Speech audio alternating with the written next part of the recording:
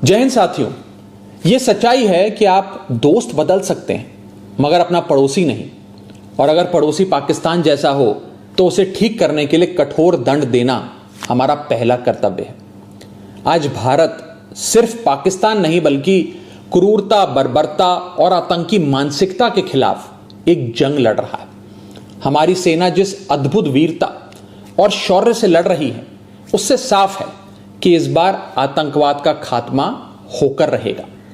बस हम सबको अपने अपने ईश्वर, अपने अपने भगवान से सैनिकों की सलामती की दुआ करनी है, प्रार्थना करनी है और उनके परिवारों के साथ खड़े होकर उनका साहस और मनोबल बढ़ाना है।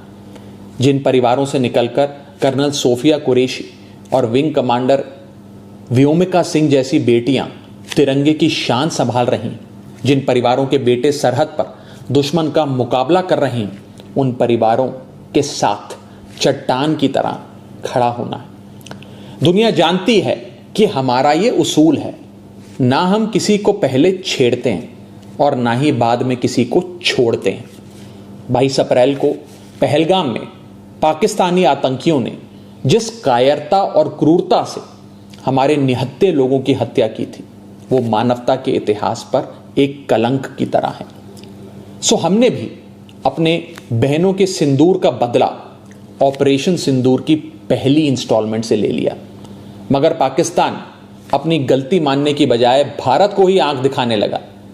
उसने अपनी गलती स्वीकारने की जगह सीमा पर हमारे बेकसूर नागरिकों को और बच्चों को निशाना बनाने का आपराधिक प्रयास किया। वो भूल गया कि भारत जहां बुद्ध की धरती है, वहां अर्जुन और भीम जैसे महान योद्धाओं की भी। भारत अगर गांधी का वंशज है तो भगत सिंह और चंद्रशेखर आजाद जैसे वीरों का भी।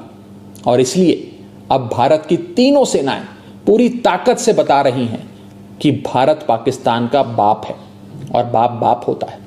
हमारी मिसाइलें, हमारे विमान पाकिस्तान की छाती पर गरज रहे हैं।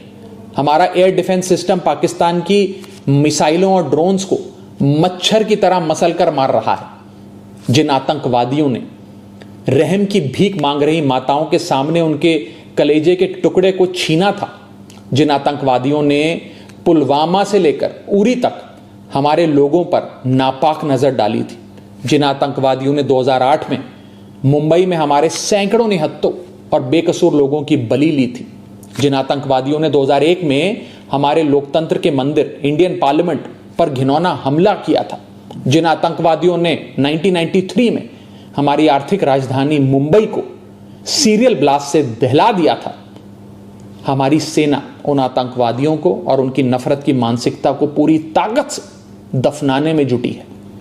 बस हम सबको आपस में एक रहना है।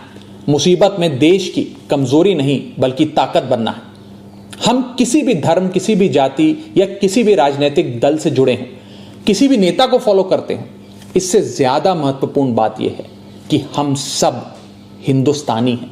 We are all Indians. अगर कोई हमारे देश और मातृभूमि की तरफ आंख उठाएगा, उसका जवाब हम सब मिलकर देंगे।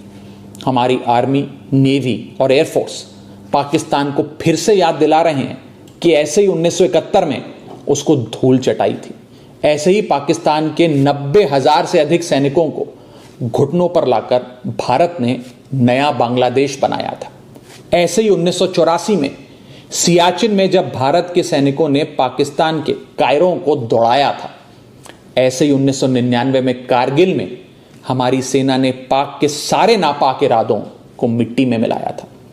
मगर पाकिस्तान की मेमोरी लगता है कमजोर है, इसलिए समय समय पर याद दिलाना पड़ता है। जो देश 24 घंटे 365 दिन पूरी दुनिया के सामने भीख का कटोरा लेकर खड़ा रहता है, जो देश अपने बच्चों के हिस्से का दूध आतंकियों को पिलाता है, उसका फन कुचलने का इस बार इरादा हर हिंदुस्तानी ने ठान लिया है।